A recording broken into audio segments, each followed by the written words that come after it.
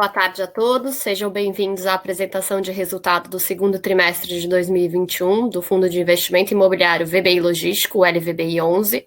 Meu nome é Juliana Freitas, sou responsável pela área de Relações com Investidores e gostaria de informar a todos que este webinar está sendo gravado e esta apresentação estará disponível para download no site do fundo, www.vbilog.com.br. Informamos que todos os participantes estarão apenas ouvindo o webinar durante a apresentação e as perguntas poderão ser enviadas pelo chat ao longo da apresentação. Iniciaremos a sessão de perguntas e respostas ao final. Informamos que previsões acerca de eventos futuros estão sujeitos a riscos e incertezas que podem fazer com que tais expectativas não se concretizem ou sejam diferentes do esperado. Essas previsões emitem a opinião unicamente na data que são feitas e o fundo não se obriga a atualizá-las. Agradeço a presença de todos e passo a palavra agora ao Alexandre Bolsoni, Head de Projetos no segmento logístico da VBI, que liderará esta apresentação. Boa tarde, Alexandre.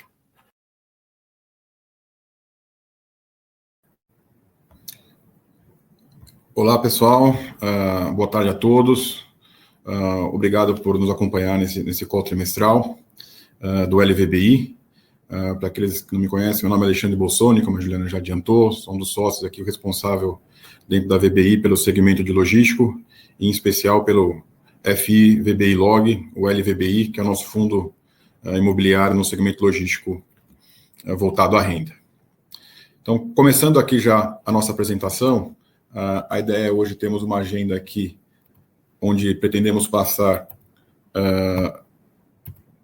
por um pouco daquilo que é o fundo até hoje, uma rápida introdução daqueles que são os cotistas novos daquilo que é o fundo. Um segundo tópico seria uma retrospectiva dos principais acontecimentos durante o primeiro semestre desse ano, de 2021. Aquilo que seria o nosso portfólio hoje, né, já com as movimentações que ocorreram aí durante esse primeiro semestre. E passar também pelo resultado financeiros recentes, as distribuições recentes do fundo, e as perspectivas para o segundo semestre de 2021, tanto com relação ao fundo, como também um panorama do mercado, do segmento logístico, o mercado imobiliário, segmento logístico no Brasil. Bom, então, começando um pouquinho aqui, aquilo que seria o fundo, uma breve recapitulação do que é o LVBI. Né?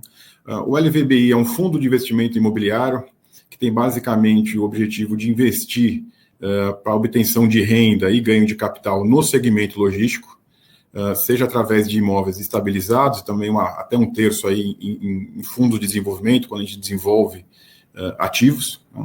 E a principal estratégia do fundo, lembrando aqui brevemente, são três grandes pilares, como a gente costuma falar.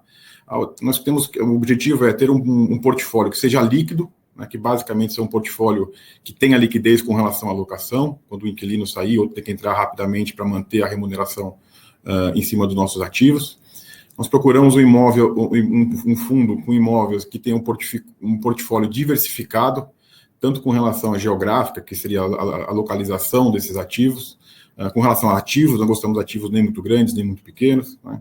E também uma diversificação com relação a locatários, ou seja, com esses dois pontos iniciais, a gente procura, ao final do dia, ter um fundo que seja um portfólio muito resiliente, que tenha uma previsibilidade com relação aos dividendos do fundo, né? Isso a gente busca também até através de um mix de contratos típicos e os contratos atípicos, que são os contratos BTS. Hoje o fundo conta com 10 ativos dentro do nosso portfólio, a gente vai falar um pouquinho deles aí ao longo da apresentação. São mais de 450 mil metros quadrados de área construída, são 29 locatários, e o fundo possui um patrimônio líquido hoje de 1 bilhão e 400 milhões de reais, e já atingimos aí aproximadamente 37 mil cotistas. Então, uma vez relembrando um pouquinho o que é o fundo para esses novos cotistas, vamos falar um pouquinho como que foi a performance do fundo durante o primeiro semestre de 2021. Então, para falar o que foi no primeiro semestre de 2021, acho que vale a pena recapitular como que nós estávamos em janeiro desse ano. Né? Então, lá em janeiro, a gente voltando aí, 8 meses atrás, o fundo tinha um portfólio composto por 6 ativos, que eram provenientes das 2 ofertas anteriores, com aproximadamente 800 milhões de reais em ativos investidos. Nós tínhamos 500 milhões de reais em caixa, que era um dos grandes desafios aí do fundo. E tínhamos outros 2 grandes desafios, uma situação não tão cômoda, onde nós tínhamos algumas saídas previstas e algumas áreas vagas dentro do nosso portfólio. nós tínhamos 2 saídas importantes em fase de aviso prévio, que é quando o inquilino já avisou que iria sair e deixar um dos nossos imóveis, que era o ativo Araucária, lá na região metropolitana de Curitiba, e um segundo ativo no galpão também, que o inquilino era a DHL, lá em Extrema, com 10 mil metros quadrados, e tínhamos aí 7 mil metros quadrados de galpão vago num ativo aqui em Itapevi. Então, como eu disse, a gente tinha 3 grandes desafios lá em janeiro, que o primeiro e o maior de todos era efetuar a alocação de capital da terceira emissão, que tinha se encerrado em outubro, a gente tinha a perspectiva de investimento desse capital, e relocar, colocar novos inquilinos nesses ativos que ficariam vagos, e nessa área que a gente tinha também vaga no ativo Itapevi. Então, essa era a nossa situação lá em janeiro. Então, o que aconteceu de lá para cá nesses 3 grandes desafios, vamos chamar assim?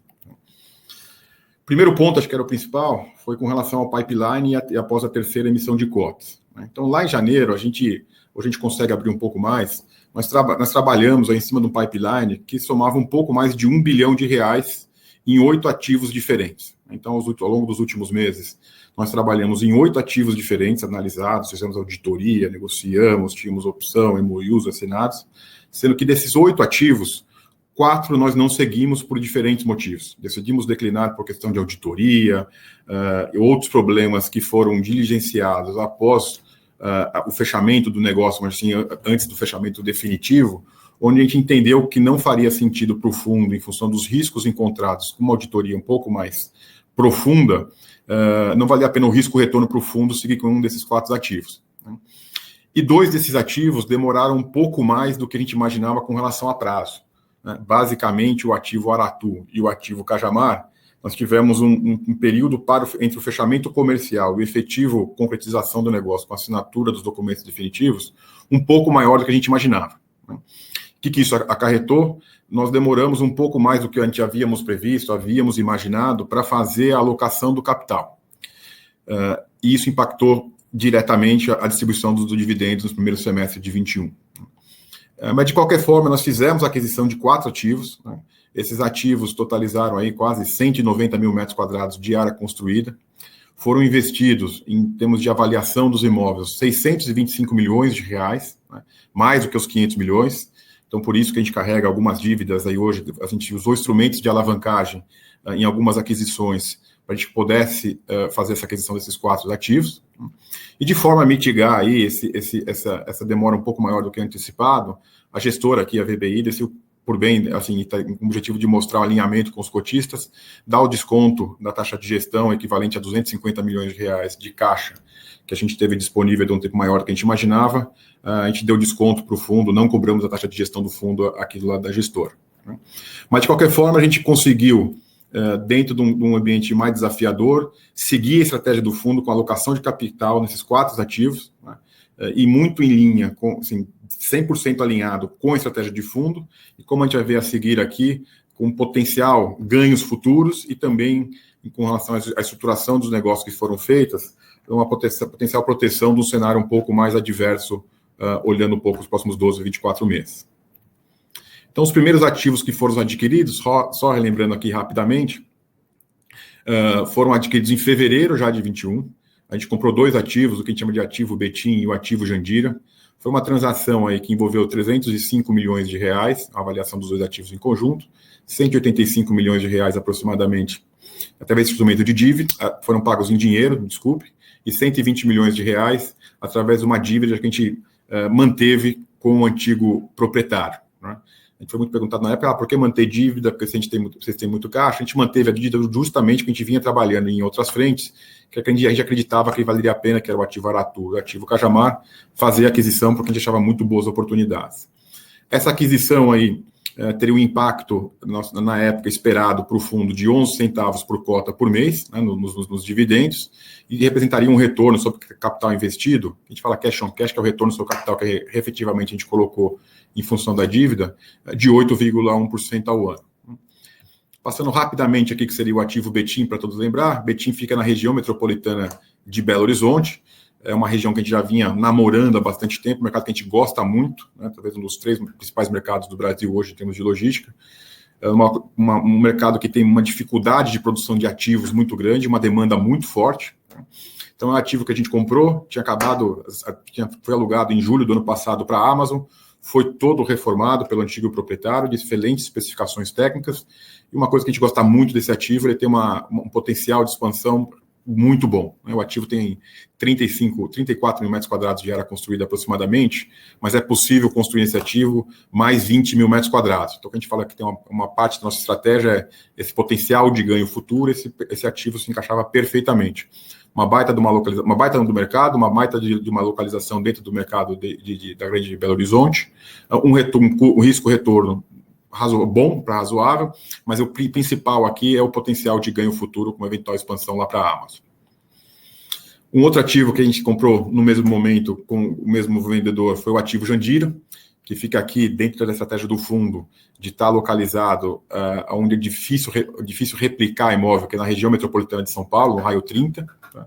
É um ativo que está alugado para DHL, foi todo reformado para DHL, o contrato tinha acabado de ser assinado, a gente comprou esse ativo em fevereiro, o contrato de locação com a DHL tinha sido assinado em janeiro. Tá? Então, assim, contrato novo, o prédio tinha sido todo retrofitado, todo reformado para atender a DHL pelo antigo vendedor. Tá? E também aqui ele tem uma característica muito interessante, que é muito difícil encontrar aqui na região metropolitana de São Paulo, é um grande número de vagas para os caminhões e também o potencial de expansão, ou uma eventual expansão futura. Tá? Então, nesse caso, a gente está muito alinhado com a estratégia do fundo. Seguindo aí, então, já falando da terceira aquisição que aconteceu no primeiro semestre, a gente comprou em junho o ativo Aratu, né? Esse é um dos ativos que demorou um pouco mais do que a gente imaginava, né? Bem mais do que a gente imaginava com relação à alocação de capital. A gente fechou o negócio comercialmente lá em 2020, no final de 2020, foi outubro, novembro de 2020, logo depois a finalização lá da captação dos recursos. Então, foi um negócio aí que envolveu uma avaliação de 196 milhões de reais, quase 200 milhões de reais, e o pagamento foi em 3 diferentes modos, vamos chamar assim. Né? O primeiro pagamento à vista, é de aproximadamente aí quase 90 milhões de reais, 86 milhões de reais. Um segundo pagamento que aconteceria conforme o cronograma de obra do Galpão 2. Lembrando que esse ativo ele tinha um galpão já pronto, que tinha ficado pronto em maio, que já saiu 50% alugado. Um segundo galpão, que é um BTS para B2W, americanas.com, de 65 mil metros quadrados. E a gente fala de a gente mitigar o risco do desenvolvimento, o desembolso de capital pelo fundo só vai acontecer conforme a obra andar, e tem uma parcela relevante lá no final da obra. E, por fim, a gente manteve também uma dívida, que a SP, nesse caso a gente fez investimento via SPE, que detém o projeto, a gente manteve uma dívida lá de aproximadamente 20 milhões de reais, a gente representa 70% da SPE, a gente mantém aí quase 17 milhões de dívida, uma taxa muito interessante, IPCA mais 1,5. Né? Então, em termos econômicos, esse foi o histórico um pouco do ativo Aratu, e os diferenciais dele. A localização está no mercado que a gente acha que é super interessante, que é a região metropolitana de Salvador, falta galpão de boa qualidade lá. Um imóvel de especificações técnicas muito elevadas, é o classe A, AAA, depende da classificação como o pessoal vê, a gente chama muito de classe A. Inquilinos de alta qualidade, de alto crédito, com contratos fortes, né, o típico e o atípico. E a gente tem uma proteção ainda com relação ao retorno sobre o nosso capital, que a gente tem um dividendo mínimo durante 24 meses, desde junho de 2021. Então, até junho de 2023, mesmo se o imóvel ficar vago e tudo mais, a gente não tem esse pênalti, porque está negociado com o vendedor, que essa remuneração mínima de capital aí sobre esses recursos já alocados, tanto no Galpão 1 e também no Galpão 2, que é o BTS da B2W, tem essa remuneração conforme a gente vai colocando capital na obra. E, por fim, a última aquisição que a gente divulgou aí no começo do mês de junho, a aquisição do ativo Cajamar, é um negócio aí de 123 milhões de reais, a gente já pagou aí 50% já dentro do mês de agosto, os outros 50% é esperado que seja pago quando o imóvel ficar pronto, lá no final do segundo trimestre de 2022, e a gente espera que o negócio foi já estruturado, que esse pagamento do saldo, que a gente chama, seja através de uma dívida, um instrumento de alavancagem que a gente deve fazer para a gente fazer a aquisição desse ativo, tá? De forma que a gente imagina um retorno de 10% ao ano, nos primeiros 12 meses, uma vez que esteja alocado de acordo com nossas premissas, tá? E isso representa para a gente um retorno aí durante os 12 meses, durante o período até a entrega da obra, de 3 centavos por cota, uma vez que a gente tem uma remuneração garantida lá com o vendedor, para esse período entre hoje e o término da obra, e eventualmente até 4 centavos, se a gente atingir o valor de locação que a gente imagina lá, pós-entrega lá no final do segundo semestre de 2022. Em termos de localização, para quem conhece um pouquinho mais de mercado, Cajamar hoje talvez é o principal hub logístico aqui do Brasil, talvez, porque é a região mais demandada, o mercado mais demandado hoje, não tem mais movimentação, é São Paulo. Cajamar fica dentro da região metropolitana de São Paulo, é o famoso raio 30, né, aqui do mercado logístico. É uma região que tem muita demanda, taxa de vacância baixíssima. Esse ativo tem um diferencial que ele tem acesso direto para a rodovia Anhanguera, um ativo de altíssima qualidade dentro de um condomínio logístico. A gente comprou um galpão de um condomínio logístico desenvolvido pela BR Properties, tem mais 2 outros galpões, então a gente tem um ativo com certa privacidade de segurança, que é um galpão dentro de um outro condomínio, né? E como eu disse já anteriormente, a gente tem uma proteção do capital aí, que é essa proteção de um cenário mais adverso, vamos chamar assim, tanto durante o período de obra, como até 12 meses depois da entrega, que a gente tem uma remuneração mínima acordada com o vendedor do capital que a gente ia colocar lá. Então, essas foram as 4 aquisições, que a gente somou aí mais de 600 milhões de reais, com o capital que veio da terceira oferta do final do ano de 2020. Né? E também, durante esse período, a gente fechou aí, que seria o primeiro ativo de desenvolvimento puro sangue, vamos chamar assim, né, com o desenvolvimento do zero, que é o desenvolvimento de 2 galpões logísticos de aproximadamente 8.500 metros quadrados, em parte do terreno do ativo Pirituba, que já é de propriedade do fundo. Então, o ativo Pirituba é o que está escrito Alfa Laval aí no slide. A gente comprou esse ativo em junho de 2020, né? Tem um prédio de escritórios que é a sede da Alfa Laval, e 2 galpões, um industrial e um galpão logístico da Alfa Laval.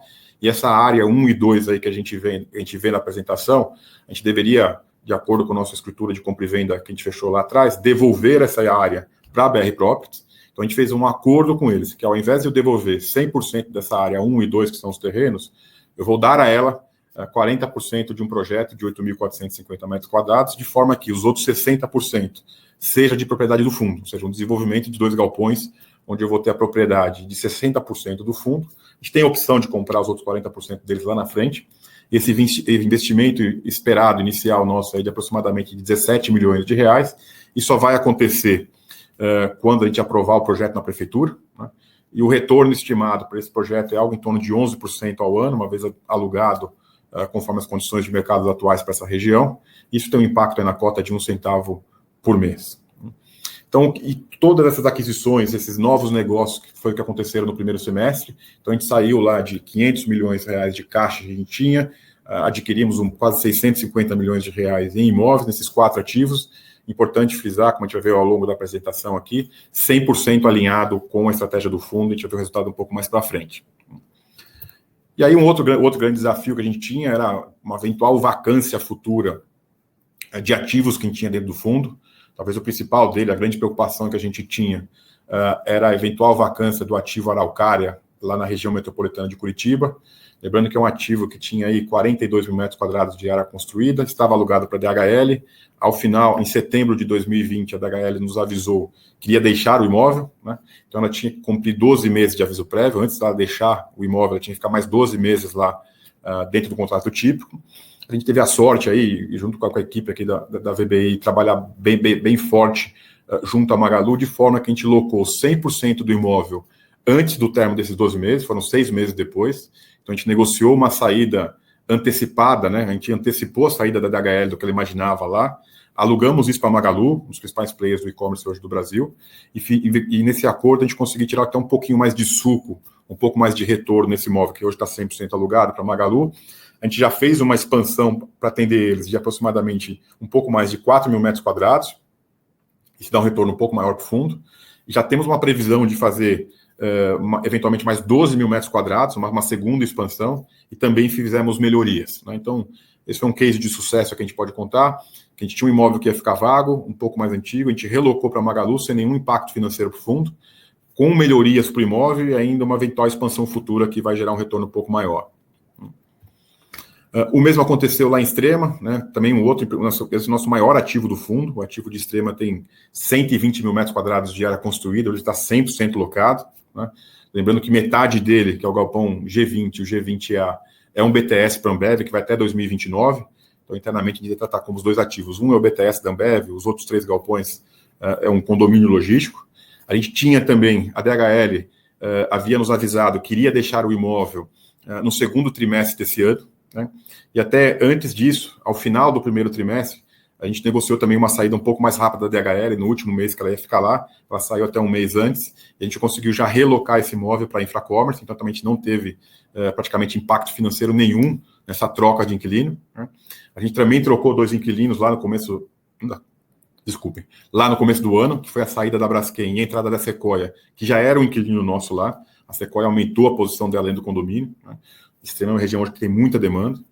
E, por fim, a gente completou 100% de ocupação do empreendimento e a gente alugou recentemente para a Winner Sports os últimos 3 mil metros quadrados que estavam vagos lá, de forma que a gente consolida o empreendimento 100% ocupado nesse primeiro semestre e também já fizemos algumas melhorias para deixar o imóvel mais eficiente, né? A gente tem essa política de estar muito próximo dos ativos, de fazer investimentos que vai sempre deixar o imóvel mais eficiente para ter uma melhor satisfação dos nossos inquilinos e, eventualmente, um melhor retorno para os nossos cotistas.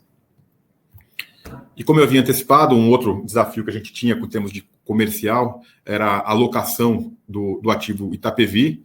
Lembrando que a gente tinha lá durante o ano de 2020 uma renda mínima garantida que acabou em dezembro, né? Então a gente tinha lá no começo do ano aí quase 7 mil metros quadrados vagos nesse ativo.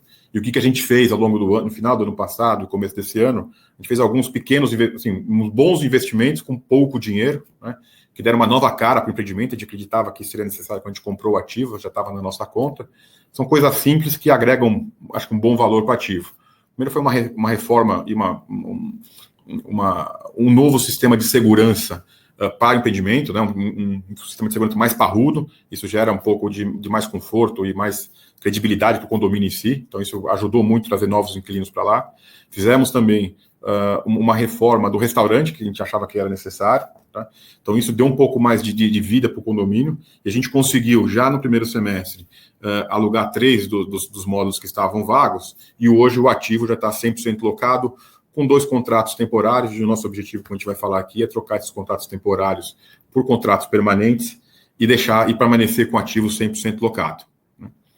Então, dessa forma, a gente termina aqui aquilo que foram os principais fatos ocorridos no primeiro semestre de 2021.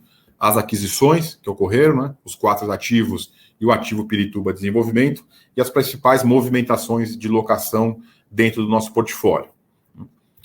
Então, com base nisso, hoje, o nosso portfólio é composto por 10 ativos, e acho que a gente conseguiu montar, depois de 3 ofertas aí, aquela nossa base, nosso tripé, que é um portfólio diversificado, um portfólio líquido e um portfólio resiliente, né?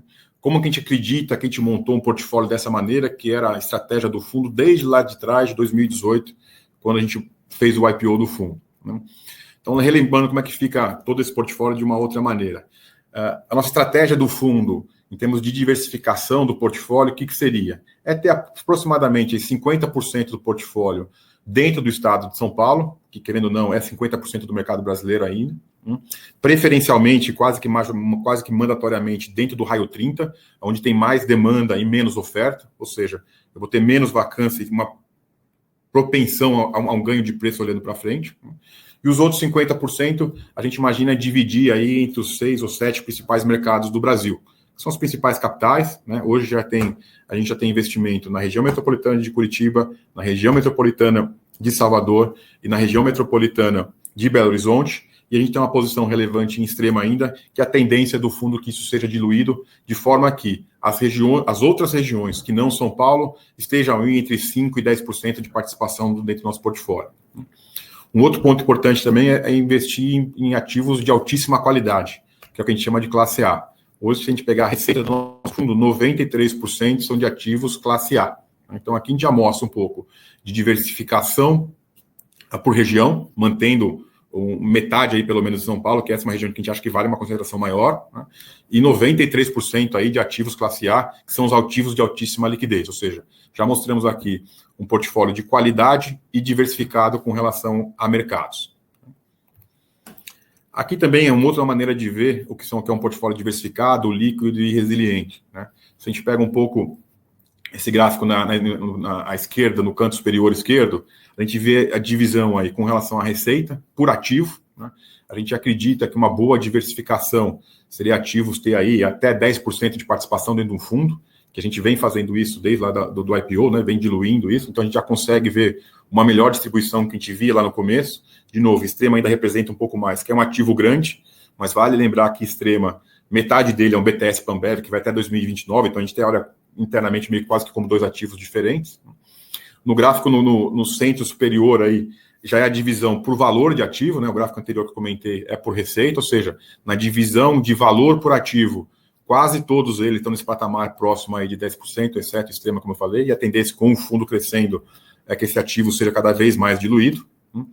Um ponto importante também é a divisão e a diversificação por inquilino. Então, se a gente olha no gráfico, no canto inferior esquerdo, a gente já vê aí que grande parte dos nossos inquilinos representa no máximo 10% da receita. Então, quanto mais eu diversificar, menos eu vou ter eventuais surpresas se algum dia algum inquilino eventualmente vir a sair do nosso portfólio.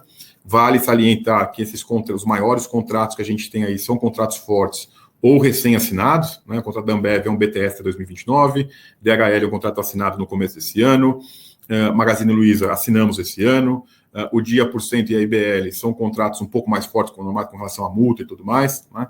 A Amazon, um contrato assinado no ano passado, a Alfa Laval, acabamos de renovar o contrato no ano passado por mais 10 anos e uma outra parte atípica, ou seja, daqueles inquilinos que têm uma participação maior do portfólio, todos eles, de certa forma, têm contratos mais fortes ou foram recém-assinados.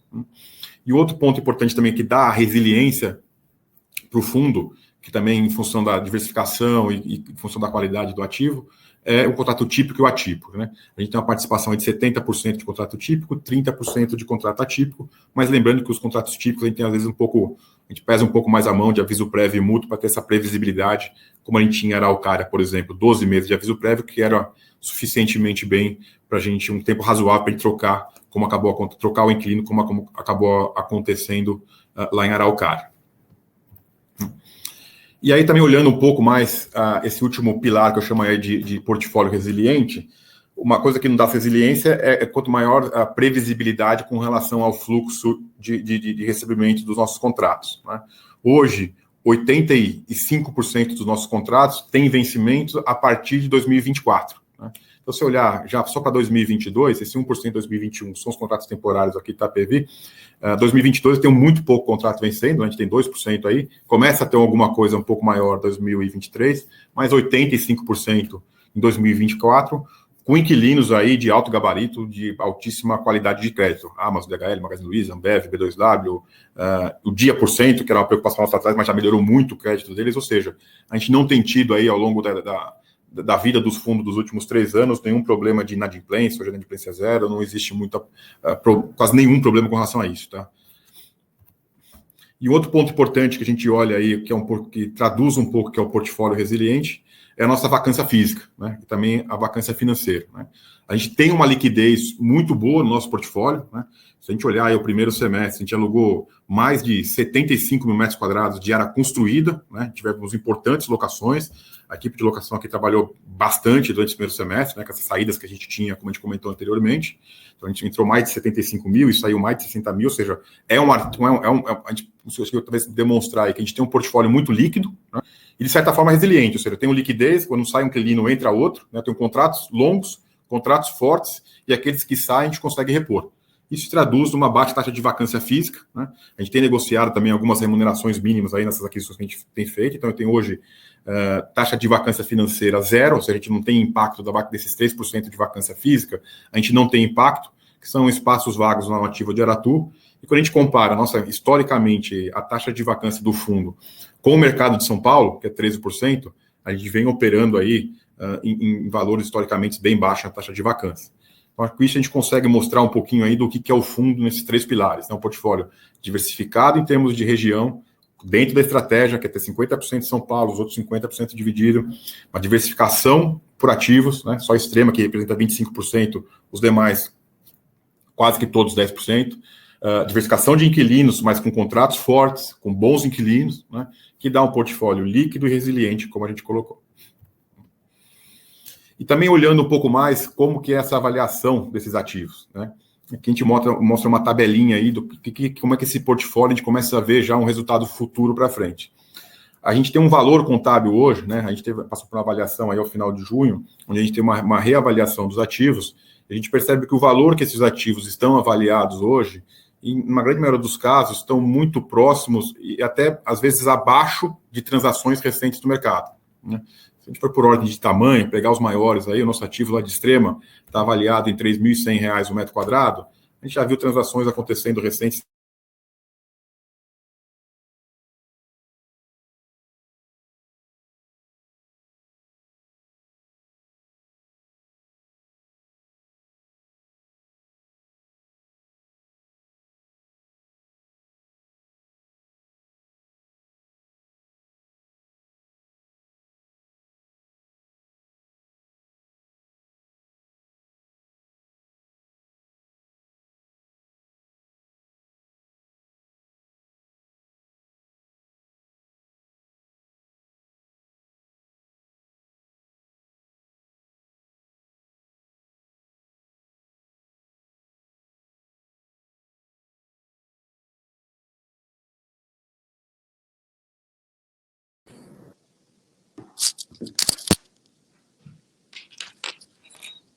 Alô, Juliana, você está me ouvindo? Acho que eu tive um probleminha aqui.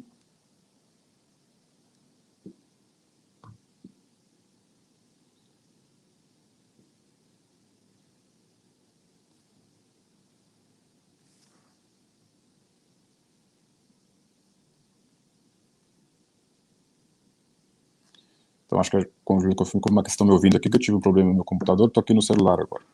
Deixa eu me posicionar. Então, se você puder só continuar, Juliana, com a apresentação dos slides, por favor. Então, como eu estava falando dessa carteira dos ativos, né, os valores que foram avaliados por nós, ou na verdade por um terceiro, que é a CBRE, dos ativos do LVBI, estão em valores contábeis muito próximos, ou às vezes até baixo, com as transações abaixo de que ocorreram recentemente nesses mercados, né. Vale salientar que alguns ativos têm alguns pontos interessantes, né, que aparecem com um valor um pouco mais puxado, vamos chamar assim, que é o caso de Pirituba, mas lá tem um prédio de escritórios que é a sede da Alfa Laval, né. A Betim está com um valor um pouco mais acima, mas Betim a gente tem uma expansão interessante que pode vir a acontecer lá, né. Ou seja, a gente tem, a Mauá está um pouco mais acima, mas 20% do ativo, ele é refrigerado e climatizado, porque é o centro de distribuição do dia, que é uma rede de supermercado. Ou seja, a gente tem plena convicção que essa avaliação está muito próxima, como eu disse, às vezes até um pouco mais abaixo de transações recentes. Dentro desse portfólio, a gente vê hoje um preço de cota com um desconto significativo com esse valor de avaliação, né?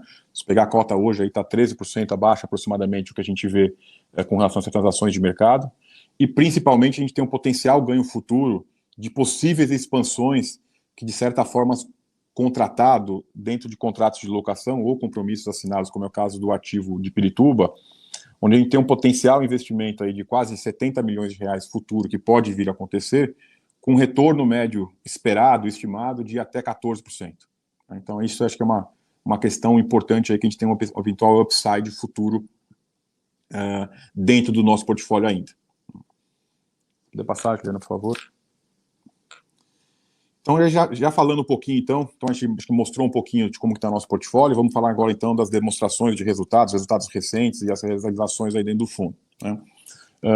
Hoje, o fundo vem tendo um resultado que vem aumentando aí dos dividendos em função dessa alocação de capital que vem acontecendo, né? A gente tem aí um aumento das distribuições que foi de R$ 1,55 por cota no primeiro trimestre, já aumentou um pouco mais para o segundo trimestre para R$ 1,76, e já no último mês a gente teve um resultado aí de 62 centavos, que a gente vai destrinchar um pouquinho mais aí, passar nossas perspectivas para vocês nos próximos slides. Já no slide seguinte aí, a gente vai ver que a gente vai usar como base aí o último relatório que a gente soltou, que é o resultado do mês de junho, né? Vale a gente dar uma olhadinha aí, que é o resultado financeiro, esse é o resultado da receita imobiliária do fundo, né? Quando a gente olha para a receita imobiliária do fundo da competência a junho, a gente tinha uma receita potencial de 75 centavos, e 4 centavos aproximadamente, são 3 e alguma coisinha, tá, arredondou para 4, que são carências de descontos concedidos nos contratos de locação que foram recentemente assinados. O que é isso? São carências que são dadas para novos inquilinos e descontos de locação que a gente acaba dando no primeiro, segundo ano de contrato para atender esses inquilinos, né?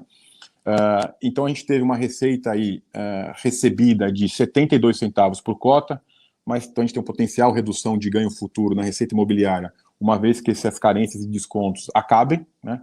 Mas tem dois pontos importantes que vale lembrar, que a gente vê uma potencial aumento da receita imobiliária e, consequentemente, isso vai impactar no resultado do fundo. O primeiro deles são 3 centavos por cota, que a gente vai fazer jus a partir da competência agosto, que a gente começa a receber no mês que vem, que é esperado receber em setembro, que são 3 centavos do pagamento do sinal já feito no ativo de Cajamar, e a gente vai ter também um incremento da receita imobiliária do ativo Aratu. Por que disso? Lembrando vocês que lá no ativo Aratu a gente tem o Galpão 1, que já está pronto, e temos o Galpão 2, que é o desenvolvimento que está sendo feito para a B2W, e o nosso acordo com o vendedor é que a remuneração, a receita imobiliária, vamos chamar assim, a receita de dividendos que vem desse ativo é conforme a minha alocação de capital, né? Então eu tinha que pagar 90 milhões de reais nos próximos 12 meses desse ativo. Então, conforme eu for colocando dinheiro lá na SPE para bancar a construção do ativo, eu vou ter uma remuneração em cima desse capital, né? Hoje a remuneração de capital, hoje não, a database junho era de 1 centavo, que é um capital muito pequeno que a gente tinha colocado, que a obra estava no início, e a gente espera atingir lá no final da obra, em maio do ano que vem, 7 centavos por cota. Então eu vou ter um aumento de 1 até 7 centavos por cota, conforme o desembolso de caixa acontecer, e esse desembolso vai acontecer conforme a evolução da obra. Tá? Então a gente tem 3 grandes eventuais ganhos futuros, esperamos aumentar nossa o recebimento da receita imobiliária. Tá? E como é que isso impacta no resultado do fundo, que é o próximo slide que a gente vai ver na tela. Tá? Quando a gente olha para o resultado do fundo de junho de 21, a gente tem um resultado que a gente chama de recorrência do fundo, que basicamente é os 5 centavos de despesas não recorrentes, a reserva de lucro de aproximadamente 3. Importante lembrar que a competência junho, a gente chegou em 63 centavos por cota, né? Porque a gente está falando um pouco em cima disso, basicamente o que seria? A gente tem aí, olhando para frente, alguns incrementos que poderão vir a acontecer no resultado do fundo e algumas despesas maiores que vão acontecer. Quais são? Os incrementos, né? Aqueles aumentos, basicamente o aumento que a gente vai ter de boa notícia é o aumento da receita imobiliária, como a gente viu no slide anterior.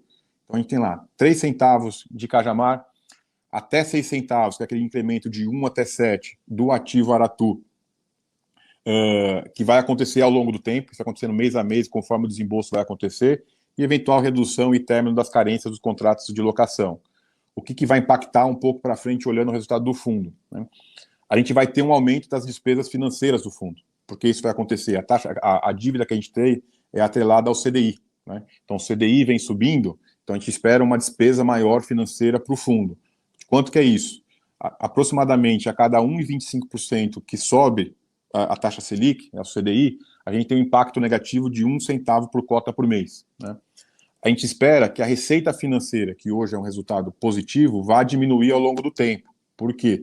Eu tinha um pouco mais de 215 milhões de reais, e conforme eu for aportar esse dinheiro para pagar o Cajamar e também, principalmente, aportar o capital lá em Aratu, eu vou ter menos dinheiro aplicado, mesmo com um rendimento maior, essa receita deve diminuir ao longo do tempo, né? E também a gente vai ter um aumento das despesas operacionais do fundo, que é 1 centavo a cota, em função daquele período de 4 meses que a gestora não cobrou a taxa de gestão sobre 250 milhões. Tá? Então a gente vai ter eventos que vão acontecer, que vão aumentar, e outros eventos que vão diminuir, que dá uma perspectiva um pouco maior de resultado esperado do fundo daqui para frente. Vale só por último salientar que a gente tem aproximadamente 7 centavos de despesas não recorrentes ainda, já contratadas, que são comissões de locação, e até uma despesa de auditoria ainda que vai entrar na conta do fundo, de 7 centavos, que deve entrar nos próximos 60 ou 90 dias, então a gente vai ter um impacto não recorrente nos próximos 60 dias aí no máximo. Tá?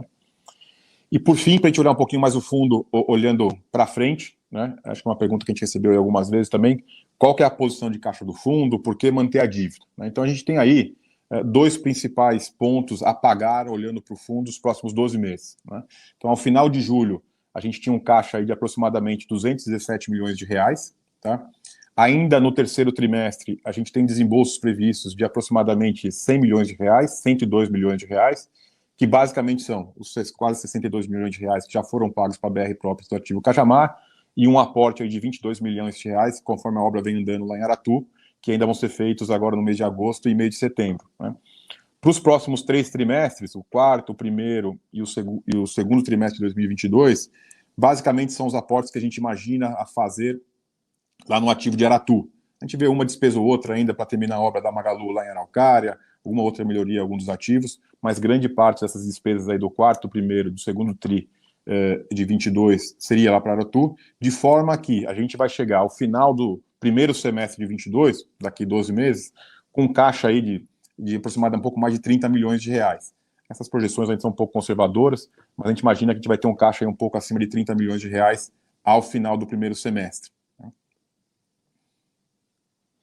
Então, acho que essa é o que a gente vê aí um pouco de resultado para o fundo, né? E como que a gente vê aí as perspectivas e os principais desafios para o fundo ainda em 2021. Né? Acho que hoje os desafios são menores do que eram no começo do ano. Né? A gente vem trabalhando muito forte aqui, a gente não tem mais aquisição para fazer, como a gente viu, a gente não tem mais caixa disponível para fazer novas aquisições, teria que esperar mais então, uma nova oferta, alguma coisa desse tipo, tá? Mas então o foco inicial nosso é manter o portfólio mais operacional possível, né, e o melhor resultado possível. Primeiro, apesar de termos uma renda mínima garantida, um dividendo preferencial lá em Aratu, a gente está focando muito na locação, a gente tem aproximadamente 15 mil metros quadrados vagos lá, tem tido muita demanda, está indo muito bem, a gente não espera ter grandes surpresas, a gente acha que tem uma boa possibilidade de locar bem antes do que esses 24 meses que a gente tem lá, não é a nossa expectativa, a gente quer alugar o quanto antes. Né? A gente tem também essa parte comercial, um objetivo aqui até o final do ano, substituir as locações temporárias lá de Itapevi por ativos de longo prazo, né? Lembrando que essas locações temporárias são de inquilinos que já são do próprio fundo. E, por fim, fazer a gestão e a evolução da obra, a implementação do condomínio, né? Tem que implementar o funcionamento do condomínio desses ativos que estão em desenvolvimento / construção, que lembrando que é o ativo Cajamar, que a gente acabou de comprar, o ativo Aratu, que está em fase de construção, e, por fim, uma pequena obra, vamos chamar assim, que a gente tem lá com a Magalu, lá no ativo da Araucária. Então, essa é a apresentação que a gente tinha que passar aqui um pouquinho por fundo, e, por fim, a gente passa aqui um panorama de mercado de logística no mercado brasileiro. É o que eu posso falar para vocês, até acho que o nosso portfólio aí mostra um pouquinho, o mercado de logístico, principalmente do lado da demanda, está muito forte, né? Existe muita demanda para galpão logístico, para galpão de boa qualidade, tá? Então, o que eu posso colocar para vocês, a gente não tem tido, como a gente viu aí, nosso portfólio está estruturado de uma forma que a gente tem mais problema de faltar espaço do que ter espaço para alugar, tá? Então, o mercado vem crescendo muito, né? O mercado ainda muito pequeno comparado com outros países, mas vem crescendo muito, e a gente está muito bem, a gente conseguiu, acho que a gente acredita aí, que a estratégia que a gente tinha no momento desafiador, o mercado muito aquecido, com muito capital para ser investido no nosso segmento logístico, tivemos um pragmatismo aí, a disciplina de investir onde a gente queria, que é estar nos maiores centros.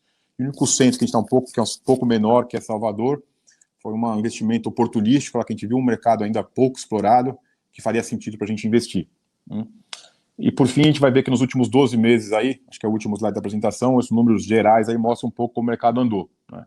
A gente teve, o mercado continua crescendo, cresceu quase que 1 milhão de metros quadrados de um ano para o outro, que é bastante, não é pouco, né?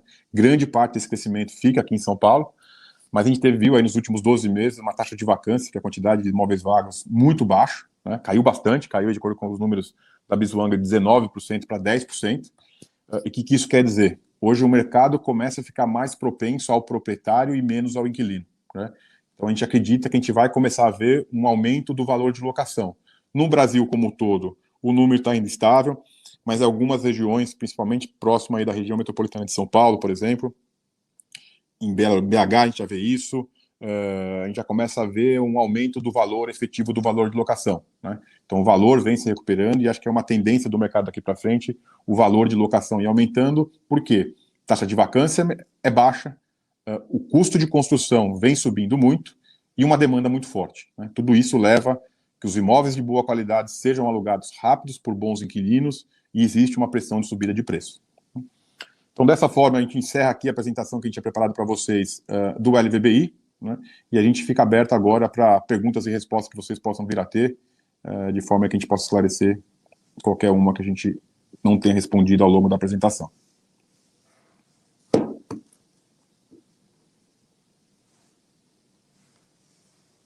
Perguntas já ao longo da apresentação. Uma delas aqui é a respeito da questão dos indexadores, né, e especificamente do ativo Jandira e do Betim, que tem o IGPM como indexador, e a dúvida dele é se a gente tem algum tipo de... como que nós pretendemos fazer sobre a questão da alavancagem que é atrelada ao CDI. e por conta desse descasamento, né, de indexadores com a alta do IGPM.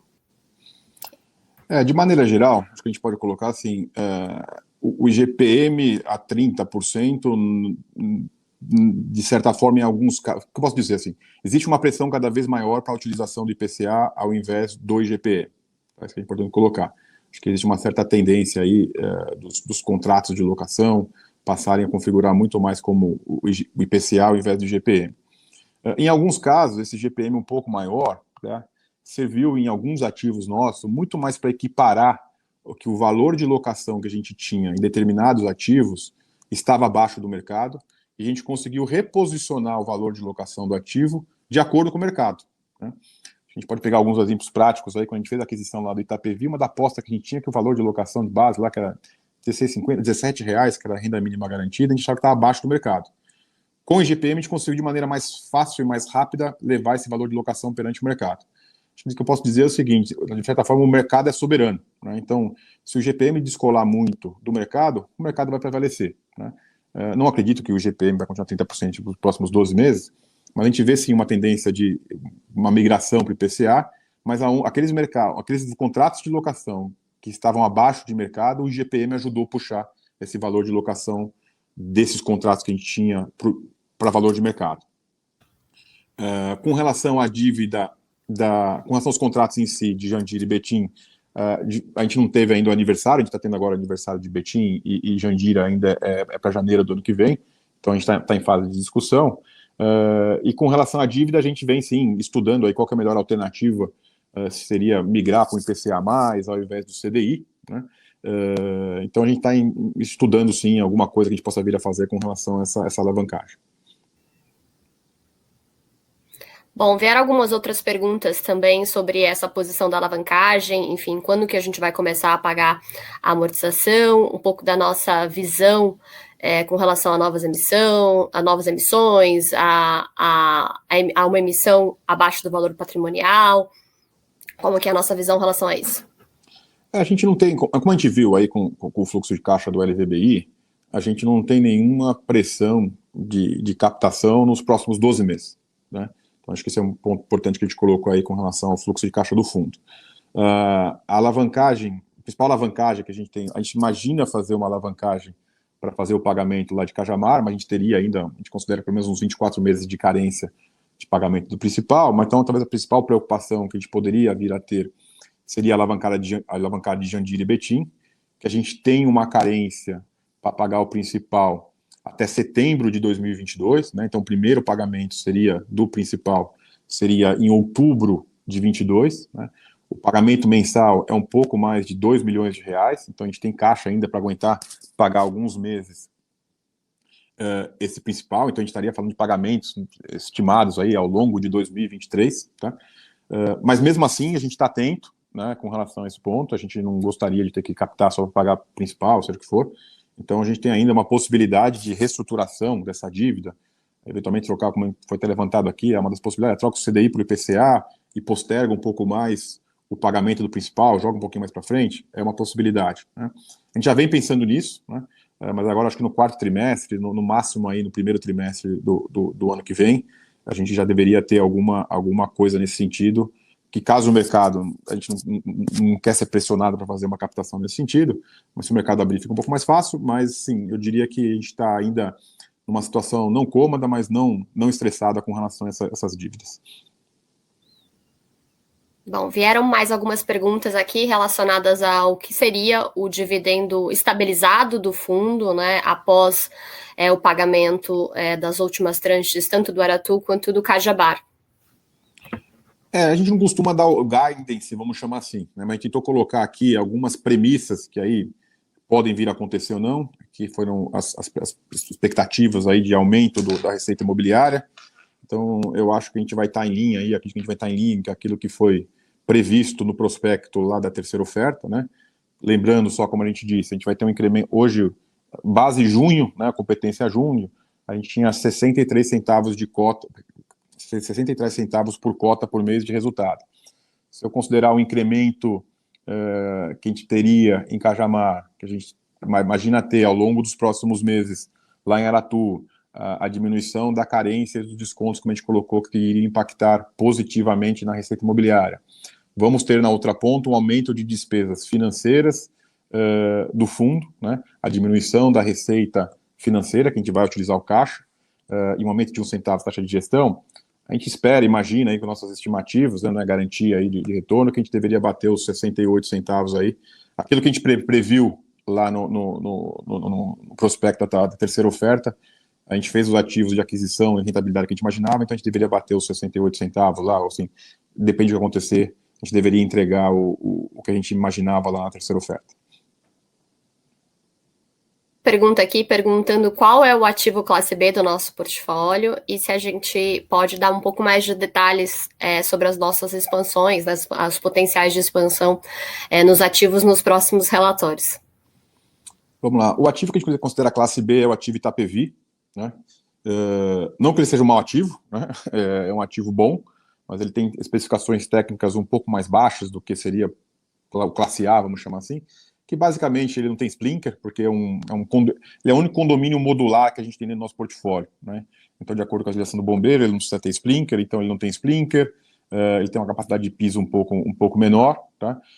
O que isso significa? Ele vai ficar vago? Não. Ele vai atender um outro tipo de inquilino que não inquilinos do classe A, né? Então, é um portfólio que gira mais, dá muito mais trabalho para a gente, mas faz parte. Mas mesmo sendo um ativo classe B, se a gente pegar o que a gente investiu lá, o que a gente tem de rentabilidade hoje, se mostrou um investimento muito bom, né? Lembrando que quando a gente comprou esse ativo, eu não lembro exatamente, mas a gente fez uma análise que o retorno esperado em cima de R$17 o metro quadrado que a gente tinha lá na época, a gente imaginava, dava um pouquinho acima de 8, né? Hoje os valores de locação lá já andaram aí quase com a inflação, estaria entre 18 e 18,5, ou seja, a gente tem um retorno hoje maior do que a gente imaginava lá maior do que o primeiro ano que aconteceu, ou seja, teve andou um pouquinho mais do que o IPCA lá, o valor de locação. Com relação às expansões, a gente tem 3 potenciais expansões de portfólio, vamos chamar assim, né? Tem outros ativos que podem até receber expansão, como Jandira, como a gente comentou, né? Mas essas 3 expansões são, de certa forma, a gente tem um compromisso de fazer, né? Com relação a Araucária e Betim, tem condições já pré-acordadas que em algum momento essa expansão pode vir a acontecer, tanto em Betim como Araucária, naquelas metragens, né? Então tem um compromisso nosso de executar com os inquilinos desde que eles queiram, tá? E por fim, Pirituba é um projeto que a gente está colocando como desenvolvimento / expansão. A gente deve estar protocolando o projeto pretendido lá na prefeitura aqui de São Paulo nos próximos 30 ou 60 dias, e aí a gente vai trabalhar todo o rito de aprovação, que uma vez aprovado isso na prefeitura, a gente deve começar a construção, que eu imagino aí que seria um pouco mais para o segundo semestre de 2022. Bom, a última pergunta que a gente recebeu é uma pergunta perguntando se o imóvel Aratu ele entrou na análise patrimonial neste ano, né, se ele foi avaliado. Bom, o imóvel Aratu ele foi adquirido no início de junho, né, então os laudos eles são realizados com até 3 meses, então o laudo é base da aquisição, tá? Então ele não foi feito um novo laudo pós-aquisição. A gente recebeu alguns pedidos aqui de solicitações de informações, de sugestões para o relatório, algumas informações que eles gostariam que nós incluíssemos, mas por enquanto não temos mais nenhuma pergunta. Acho que vamos deixar aqui o espaço aberto por mais alguns minutos para saber se alguém vai mandar alguma dúvida adicional. Bom, veio aqui mais uma pergunta. Há alguma previsão de instalação de energia solar nos ativos? Se sim, isso já existe algum estudo de rentabilidade com relação a isso? Acho que é uma muito boa pergunta, tá? Importante lembrar, a gente vem estudando muito essa questão de energia, que hoje se tornou latente, né? O custo está altíssimo. Há 2 anos atrás, a gente tem a questão do ESG aqui dentro da VBI, dentro do nosso portfólio, né? É um investimento bastante significativo, né? Talvez ainda na energia solar, a gente está estudando aí o break-even, vamos chamar assim, o ponto de retorno que a gente consegue ter do investimento a ser feito, mas nos nossos ativos hoje, principalmente Extrema, que é o maior, a gente já saiu da energia de ponta, né, e já foi para o mercado livre, então a gente já consegue trabalhar dentro dos nossos portfólio. A gente não ganha dinheiro com isso, a gente só passa para os nossos inquilinos uma redução de energia elétrica através da contratação do mercado livre, né? Então a gente faz um contrato aí de 5 anos, 10 anos com uma distribuição de energia. Então, a gente fechou isso no ano passado, onde a energia era bem mais barata. Então, hoje, por exemplo, os nossos inquilinos de Extrema já usufruem de uma taxa, um custo de energia elétrica mais baixo que do mercado. Por que a gente faz isso? A gente acredita que se o inquilino tem uma despesa menor no nosso condomínio que os nossos concorrentes, ele vai ter uma vantagem econômica para ele, tá? E, de certa forma, nos abre espaço para cobrar um pouquinho mais de aluguel. Então, se ele cobra R$1 a menos de condomínio para ele, provavelmente ele vai ficar com 50 centavos mais baixo e poderia pagar um pouquinho mais de aluguel para a gente. Então, é o tipo de investimento que a gente olha assim. A parte de energia solar, vamos chamar assim, outras fontes de energia, ainda a conta é um pouco difícil de fechar, porque a gente precisa de uma previsibilidade um pouco maior dos nossos inquilinos, né? Mas o que a gente já fez é a contratação de energia no Mercado Livre, onde a gente contrata por 5 anos com desconto e repassa essa redução para os nossos inquilinos. Puxando um ponto essa questão do ESG, importante também que a gente conseguiu uma certificação junto aos vendedores lá do nosso ativo Aratu, importante, aí que a gente vai colocar no próximo relatório com a construção, que é uma construção verde, um ponto muito interessante nessa parte de ESG aí, que é a responsabilidade social, do meio ambiente e governamental que a gente tem aqui dentro da VBI também. Tem uma última pergunta aqui, perguntando se dentro do nosso mandato está previsto venda de imóveis e qual seria o motivo que nos levaria a vender algum dos nossos imóveis. O LVBI é um fundo de gestão ativa, né? Então a nossa ideia é ter renda sim, mas eventualmente ter algum ganho de capital, né? E o ganho de capital que eu digo seja na própria valorização, principalmente na valorização dos ativos. A gente acredita que esse portfólio que a gente vem montando e conseguiu montar agora, existe uma boa possibilidade de valorização dele ao longo dos próximos anos. Né? Isso por quê? Em função da localização, que é difícil fazer de novo onde a gente tem esses imóveis, né? Até assim ter um aumento significativo do custo, né, para a construção. Então a gente tem ativos construídos em localizações difíceis de replicar, onde os terrenos são caros, onde está mais caro construir e onde há demanda. Assim, o mercado de logístico hoje está muito robusto, como estou nesse mercado há 20 anos, nunca vi uma robustez tão grande. Tá? Então a gente acredita que existe sim um ganho de capital com a valorização dos próprios ativos, né? Se pegar aí o valor patrimonial da cota do LVBI com avaliação de terceiros, saiu de 100, foi a 105, 110, agora 114, né? E ainda quando a gente compara com transações recentes de mercado, tem um certo desconto, né? Com relação à eventual venda dos nossos ativos, a gente não tem com a disciplina que a gente teve, com o investimento do nosso capital nesses ativos, a gente não vê nenhum ativo que a gente gostaria de vender. Não é assim, comprei esse ativo, mas pensando em vender depois. Não. A gente comprou todos os ativos pensando em manter na carteira, porque a gente acredita nesses ativos no longo prazo. Obviamente, se aparecer alguma proposta, alguma oportunidade de venda, que a gente entenda que o máximo do dinheiro que a gente vê no longo prazo, a gente consegue se realizar no curto prazo, a gente não tem problema nenhum de reciclar a carteira, tá? Pegar esse dinheiro, aí depois distribui o lucro para o cotista, reinveste em outro ativo, a gente pode trabalhar nisso. Importante frisar que a gente não tem essa necessidade e não investimos pensando na saída. Se aparecer alguma oportunidade de mercado, vamos fazer com certeza. Mas não existe essa pressão, essa necessidade, seja porque o ativo não faz parte do portfólio, a quantidade de pagamento de dívida do curto prazo, a nossa dívida, pagamento como eu disse, primeiro aí, quarto trimestre de 2022, então a gente não tem essa necessidade de venda. Seria uma oportunidade de mercado.